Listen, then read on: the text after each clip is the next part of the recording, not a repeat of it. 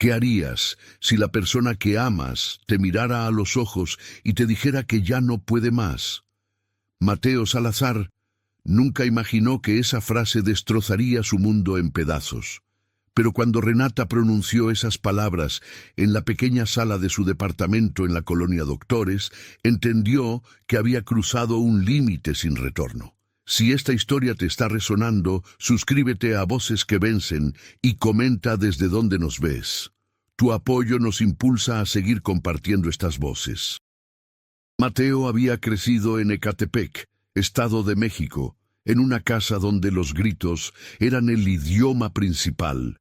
Su padre, Héctor, trabajaba 12 horas diarias en una fábrica de autopartes y llegaba cada noche con los nudillos manchados de grasa y el alma cargada de frustraciones. Su madre, Lorena, limpiaba casas en Polanco y regresaba con las rodillas adoloridas y la espalda doblada. Entre ambos existía un silencio pesado, interrumpido solo por discusiones violentas sobre dinero, cansancio y decepciones acumuladas. Mateo aprendió desde niño que el amor era eso. Dos personas atrapadas en la misma jaula, soportándose porque no conocían otra forma de existir. A los 16 años, Mateo prometió que su vida sería diferente. Estudió contabilidad en una universidad pública, trabajando de noche como repartidor en una taquería de insurgentes. Dormía 4 horas, tomaba café negro como si fuera agua y soñaba con una vida donde el dinero no fuera sinónimo de pelea. Conoció a Renata Ortega en su último año de carrera, durante un curso de auditoría. Ella era de Coyoacán, hija de profesores universitarios, y tenía esa seguridad tranquila de quien creció rodeada de libros y conversaciones civilizadas. Cuando sonreía, sus ojos color miel brillaban con una calidez que Mateo nunca había conocido. Su noviazgo fue intenso desde el principio. Mateo la conquistó con detalles sencillos: flores del mercado de Jamaica, caminatas por Chapultepec, cartas escritas a mano en las madrugadas cuando no podía dormir pensando en ella. Renata lo presentó a sus padres, quienes lo recibieron con cortesía, pero con evidente preocupación. «Es buen chico», dijo su padre después de la primera cena, «pero trae el dolor en la mirada». Renata defendió su relación con la pasión de quien cree que el amor todo lo puede. Se casaron 2 años después, en una ceremonia pequeña en el registro civil de Coyoacán. Mateo tenía 26 años y acababa de conseguir empleo como contador en una empresa mediana de Naucalpan. Renata trabajaba como diseñadora gráfica independiente desde casa. Rentaron un departamento de 2 habitaciones en la Doctores, un edificio viejo de 4 pisos con paredes delgadas y ventanas que temblaban cuando pasaban los camiones. No era mucho, pero era suyo. La primera noche durmieron en un colchón en el suelo, abrazados bajo una cobija que olía a detergente nuevo, convencidos de que juntos podían construir algo hermoso. Los primeros meses fueron felices de esa manera simple que caracteriza los inicios. Cocinaban juntos los domingos, escuchaban música mientras limpiaban, hacían el amor con la urgencia de quien descubre su cuerpo por primera vez. Pero lentamente, como una grieta invisible que se expande en un muro, algo comenzó a cambiar. El trabajo de Mateo se volvió más demandante. Su jefe, un hombre de 50 años con úlcera estomacal y mal carácter, le exigía quedarse hasta tarde para cerrar reportes trimestrales. Mateo llegaba a casa pasadas las 10 de la noche, con los hombros tensos y la mandíbula apretada. Renata intentaba esperarlo con la cena preparada, pero Mateo apenas probaba bocado. «Estoy cansado», decía, y se hundía en el sillón con la mirada perdida en la televisión. Ella le preguntaba por su día, pero él respondía con monosílabos. «Bien, pesado, lo de siempre». Renata sentía como si estuviera hablando con un fantasma que habitaba el cuerpo de su esposo. Intentaba acercarse, acariciarle el cabello, pero Mateo se ponía rígido, incómodo con la intimidad que antes buscaba con desesperación. Las discusiones comenzaron sutilmente, como chispas pequeñas que pronto se convertirían en incendio. Renata se molestaba porque Mateo dejaba la ropa sucia tirada en el baño. Mateo se irritaba porque ella no entendía la presión de ser el sostén económico principal. «Tú trabajas desde casa, en pijama», le dijo una noche con un tono que destilaba resentimiento. «No tienes idea de lo que es aguantar a ese imbécil gritándome cada día». Renata se mordió el labio, tragándose las lágrimas. «Y tú no tienes idea de lo que es sentirse invisible en tu propia casa», respondió con voz quebrada. Los meses se convirtieron en un año, y el año en 2. Mateo fue ascendido a supervisor, lo que significó más responsabilidad y menos tiempo. Ganaba mejor, pero el precio era su salud mental. Comenzó a tener dolores de cabeza constantes, insomnio crónico, ansiedad que le apretaba el pecho como un puño invisible. Un médico del IMSS le recetó ansiolíticos, pero Mateo los tomaba irregularmente, convencido de que admitir que necesitaba ayuda era señal de debilidad. Su padre nunca había necesitado pastillas para aguantar, ¿por qué él sí? Renata, por su parte, luchaba con sus propios demonios. Sus proyectos freelance disminuyeron durante la pandemia y el estrés financiero recayó completamente sobre Mateo. Ella se sentía inútil, una carga, aunque trabajaba desde casa haciendo malabares con facturas y presupuestos ajustados. Comenzó a tener ataques de ansiedad por las noches, cuando Mateo ya dormía profundamente gracias a las pastillas. Se sentaba en el pequeño balcón del departamento, mirando las luces de la ciudad y preguntándose en qué momento el amor se había convertido en supervivencia. La comunicación entre ellos se redujo a lo funcional. ¿Pagaste el gas? Hay que comprar despensa. Tu mamá llamó. Las conversaciones profundas, esas en las que compartían sueños y miedos, desaparecieron como si nunca hubieran existido. El sexo se volvió esporádico, mecánico, un trámite más en la lista de obligaciones conyugales. Renata lloraba en silencio después, sintiendo que había perdido no solo a su esposo, sino también a su mejor amigo. Un viernes de octubre, después de una semana particularmente difícil, Mateo llegó borracho a las 2 de la mañana. Había salido con compañeros de trabajo a un bar en La Condesa, buscando ahogar la frustración en cervezas y mezcal. Renata lo esperaba despierta, con el estómago hecho nudo. Cuando él entró tropezándose con el marco de la puerta, ella no dijo nada. Solo lo observó quitarse los zapatos con torpeza, murmurar disculpas incoherentes y desplomarse en la cama con el aliento agrio. Al día siguiente, Mateo despertó con una resaca brutal y el recuerdo borroso de haber dicho cosas hirientes. Renata estaba sentada en la mesa de la cocina con una taza de café frío entre las manos. Tenía ojeras profundas y la mirada de alguien que ha tomado una decisión después de una noche en vela. «Necesitamos hablar», dijo con voz firme pero quebradiza. Mateo sintió un escalofrío recorrerle la espalda. «Ya no aguanto más, Mateo», comenzó Renata, y esas palabras cayeron como piedras en un lago tranquilo. «No aguanto este silencio. No aguanto sentir que vivo con un extraño. No aguanto despertarme cada día preguntándome si hoy será el día en que finalmente me mires como antes». Las lágrimas corrían por sus mejillas, pero su voz no temblaba. Había ensayado esto tantas veces en su mente que las palabras fluían con claridad dolorosa. Mateo intentó defenderse, pero las excusas sonaban huecas incluso para él. «Estoy trabajando para darnos un futuro», dijo. «Todo lo que hago es por nosotros». Renata negó con la cabeza. «No quiero un futuro construido sobre cenizas del presente. No quiero dinero si significa perderte en el proceso. Quiero al hombre que me escribía cartas. Quiero al hombre que me miraba como si fuera la única persona en el mundo. La conversación duró 3 horas.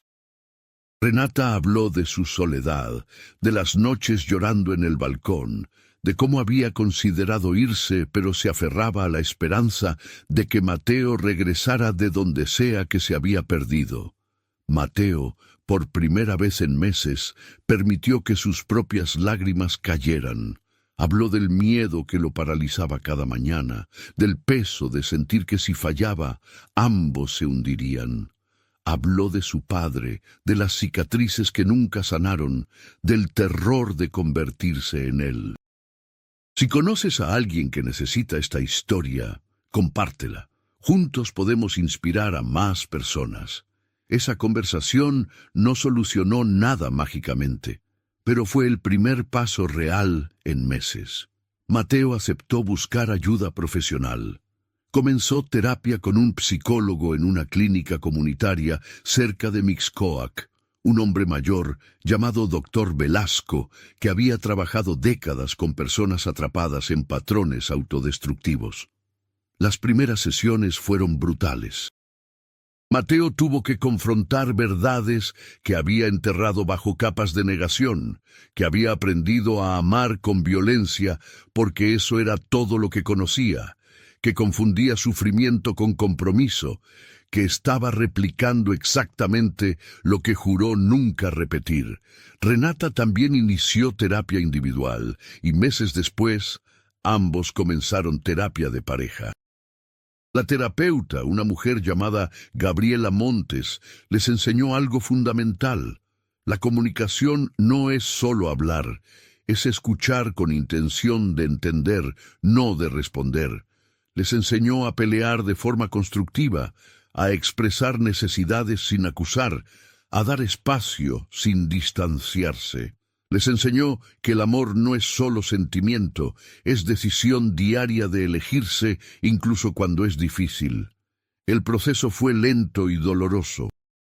Hubo recaídas, noches donde Mateo volvía a encerrarse en sí mismo, días donde Renata sentía que nada cambiaría. Pero también hubo pequeñas victorias. Mateo llegando temprano un viernes para cocinar juntos, Renata tomando su mano durante una película sin que él se pusiera rígido, conversaciones en el balcón donde compartían miedos sin buscar soluciones inmediatas. Mateo hizo cambios concretos en su vida. Habló con su jefe sobre límites saludables y cuando el hombre se negó, Mateo tomó la decisión más aterradora de su vida. Renunció. Consiguió empleo en una empresa más pequeña, con horarios razonables y mejor ambiente laboral. Ganaba un poco menos, pero podía respirar. Comenzó a hacer ejercicio por las mañanas, una rutina simple de correr por el Parque de los Venados que le ayudaba a procesar el estrés antes de que se acumulara. Renata también trabajó en sí misma. Tomó un curso en línea de marketing digital que le permitió conseguir mejores clientes. Se unió a un grupo de mujeres emprendedoras en Coyoacán, donde encontró comunidad y apoyo. Aprendió que su valor no dependía de cuánto dinero aportaba al hogar, sino de quién era como persona. Lentamente, como plantas que crecen después de una sequía, su relación comenzó a sanar. No regresaron a lo que fueron, porque esa versión de ellos era ingenua e insostenible. En cambio, construyeron algo nuevo, un amor más maduro, consciente, basado en comunicación honesta y trabajo constante. Aprendieron que las relaciones no se mantienen solas, que requieren atención diaria como un jardín que necesita agua y sol. 3 años después de aquella conversación devastadora, Mateo y Renata seguían juntos. No porque fuera fácil, sino porque ambos eligieron quedarse incluso en los días difíciles. Mateo aún tenía días malos, momentos donde la ansiedad lo visitaba como viejo enemigo, pero había aprendido herramientas para manejarla. Renata seguía teniendo inseguridades, pero había aprendido a expresarlas sin miedo a ser carga. Una tarde de domingo, mientras preparaban tacos al pastor en su pequeña cocina, Renata le preguntó, ¿Qué hubieras hecho si yo me hubiera ido aquella noche? Mateo detuvo lo que estaba haciendo, la miró directamente a los ojos y respondió con honestidad brutal. Probablemente me hubiera perdido para siempre. Necesitaba que me dijeras la verdad, por más que doliera. Me salvaste al decirme que ya no aguantabas, porque me obligaste a enfrentar lo que estaba destruyendo. Esa noche, después de cenar, se sentaron en el balcón como en los viejos tiempos. La ciudad brillaba frente a ellos, millones de luces que representaban millones de historias como la suya, personas luchando, amando, fallando, intentándolo de nuevo.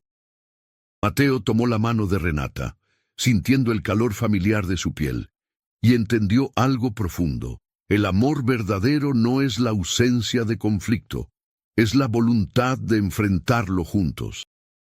Meses después, durante una sesión de terapia de pareja, la doctora Montes les preguntó qué habían aprendido de todo el proceso. Renata habló primero. Aprendí que decir ya no aguanto no es rendirse, es un acto de valentía, es negarse a vivir en la mentira de que todo está bien cuando no lo está. Mateo agregó, con voz más firme que nunca.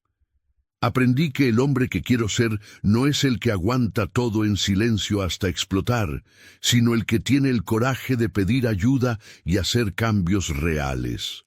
Su historia no tuvo final de película donde todo se resuelve con un beso bajo la lluvia. Tuvieron altibajos, días donde dudaron, momentos donde el fantasma del resentimiento visitaba su hogar. Pero habían construido algo más valioso que la perfección. Habían construido resiliencia, comunicación auténtica y el entendimiento profundo de que el amor es verbo, no sustantivo. Es la decisión diaria de elegir crecimiento sobre comodidad, honestidad sobre paz falsa, trabajo conjunto sobre caminos separados.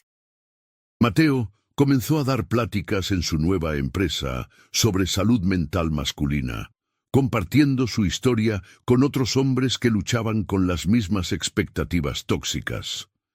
Renata escribió un blog sobre relaciones saludables que resonó con cientos de mujeres que se sentían invisibles en sus propios hogares. Juntos transformaron su dolor en propósito, su crisis en enseñanza. Un año después, renovaron sus votos en una ceremonia íntima en Coyoacán, con solo sus familias cercanas. No porque el primer matrimonio hubiera sido error, sino porque querían celebrar la versión nueva de ellos mismos. Mateo escribió sus propios votos, leyéndolos con voz clara. Prometo no esconderme cuando las cosas se pongan difíciles. Prometo hablarte de mis miedos antes de que se conviertan en muros. Prometo recordar cada día que amarte es trabajo hermoso, que elijo hacer con alegría. Renata también leyó los suyos, lágrimas corriendo por sus mejillas. Prometo decir la verdad, incluso cuando duela.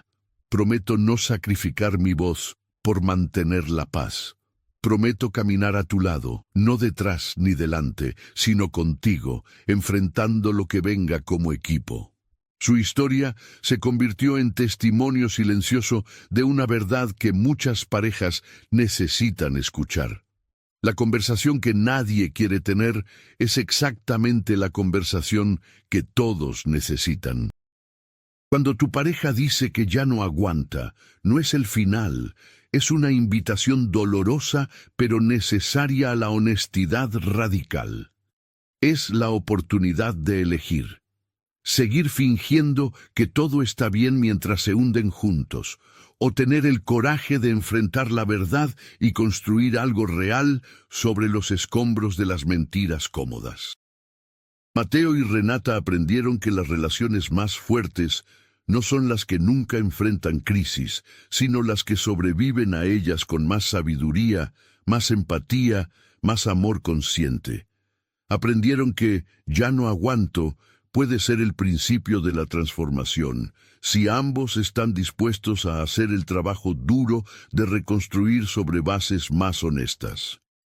Hoy, cuando caminan por las calles de la Doctores tomados de la mano, son diferentes de quienes fueron. Cargan cicatrices, pero también llevan la sabiduría de haberlas enfrentado. Su departamento sigue siendo pequeño, las paredes siguen siendo delgadas, pero ahora está lleno de algo que antes no existía. Comunicación verdadera, intimidad auténtica, amor que no teme al conflicto porque sabe que del otro lado hay crecimiento. Su historia es recordatorio poderoso de que el amor no se trata de nunca fallar, sino de levantarse juntos cada vez que caen. Es sobre tener conversaciones difíciles antes de que sea demasiado tarde. Es sobre escuchar cuando tu pareja te dice que está sufriendo, aunque eso signifique admitir que tú eres parte del problema. Es sobre elegir transformación sobre comodidad, vulnerabilidad sobre orgullo, honestidad brutal sobre mentiras piadosas. En las noches, cuando el ruido de la ciudad finalmente disminuye y pueden escuchar sus propias respiraciones sincronizadas, Mateo y Renata saben algo que muchos tardan toda una vida en aprender, que las relaciones más hermosas son las que sobrevivieron a sus propias tormentas, las que eligieron quedarse y reconstruir cuando hubiera sido más fácil irse, las que transformaron "ya no aguanto" en "aprendamos juntos cómo hacer esto diferente".